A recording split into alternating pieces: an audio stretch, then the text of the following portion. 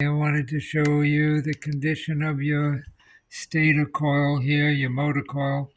You can see on this side, it's got big windings, so it does use some current, but you see it don't look too bad. However, the head wires were split. You can see they're split there, and everywhere you bend them, that one's totally showing there. See it there?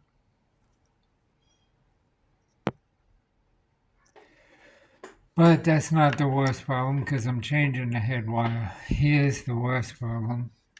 Look at that. See how black that is? I started undoing the head wire and you can see the where it's just breaking apart. See the wire here? It's stuck to the coil wire. I cut the string. These were strings, which are now like rock. Now I did get the motor running. It gets hot because of that, and it has some issues. At this point, I don't know. You might be able to run this on a variac around 90 volts to keep the current down, and it'll probably run. I won't know. I can't guarantee how long it'll last. It might last a good while. It may not last long at all, but you can see I can't even get this unstuck from the rest of the coil here. It's just literally stuck there. Yeah. See what I mean? And so this coil got really hot here. You can see this is where it was covered with this wire, so it's nice and clean, but you can see where it's exposed. It got really hot. If this coil is shorted in the middle, I have no way of knowing. There's no rating on here as to what the current draw is supposed to be. It's drawing about 1.3 amps, which some fans draw 1.6, others draw 0.7, so 0.7. This one's 1.3. So, I don't know. I searched on the internet trying to find this fan and find a current rating. There is none. There's no tag on this fan at all. The second issue is the switch. I need to clean it. If I can get it working, great. If not, I'll have to replace it. But I wanted you to see the condition of this. Now, like I said, it's big. It's large copper, and if I can get all this off without breaking it, I'll be in good shape. I can run a new head wire in. I can spray this with shellac, which will help protect it from externally from shorting out. But I can't guarantee that it isn't already shorted out. I don't know. I mean, this side is so much nicer. So apparently all the heat was on this side of the motor, and it was not an electric heat. It affected it electrically, but it was some kind of mechanical problem that caused it to get real hot. Probably lack of lubrication. I did find out that there is no other one of these cans. The way this fan is designed, there wasn't one missing. The way it's designed because of the oscillating arm, which I also got the oscillator working, it can't have a can. So they put a plug. They put the wick and spring inside the lid. It goes inside of this cover, the back cover here, and it goes in this hole, and then it has a plug that holds it in place rather than a oil can, and it just holds its oil inside there.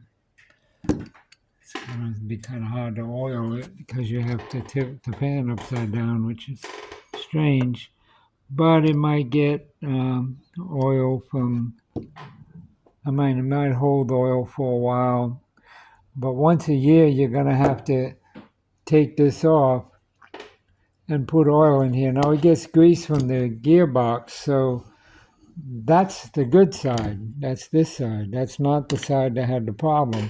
It was the front side that was getting hot and causing an issue. The bushing in there looks okay, so I don't think it's that. And it does have the oiler. That's the one that does get the can with the wick in the spring. But that one was getting hot, so apparently nobody was changing the oil. It don't look bad. I mean, the wick looks like you have recently replaced the wicks because they're really soft and in good shape. And that one's clean. And so is this one. If I pull it out of the can, it's clean. So the wicks are okay. There's nothing wrong with them. No sense in changing them because they're going to look the same as soon as I put them in. But I will put oil in there. But this is not a healthy fan, not a happy fan. It's got a lot of hours and it's got a lot of heat. Even these copper plates, see how hot they got here and here? Those are copper plates that go between the metal here. Right through here and through here. They should not get hot like that. And there's some on the top, and they too have gotten hot. They're all around. See, there's one here. See it?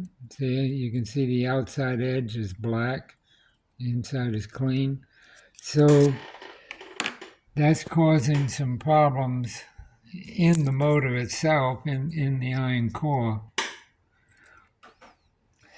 Like I said, it may run for quite a while, it may not.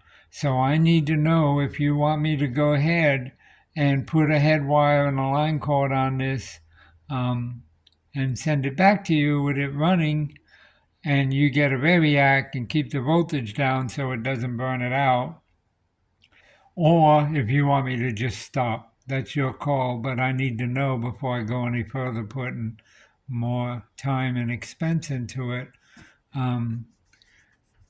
It's your call, it's your money, right? It's your fan and your money, so you have to make that decision.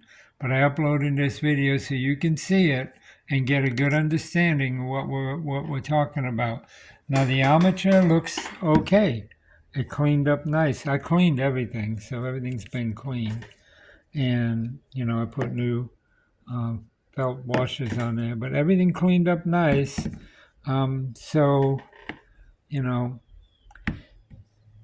The armature shaft has no real wear. The gears are fine.